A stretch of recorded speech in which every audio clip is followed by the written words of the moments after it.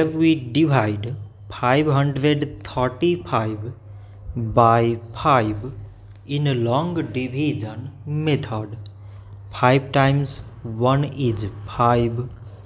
On subtracting, we get 0. So now we put down this 3 and 5 times 0 mean 0.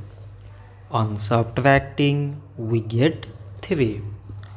So again we put down this 5 and it is 35. So 5 times 7 is 35. On subtracting, we get 0. So 535 divided by 5 is 107.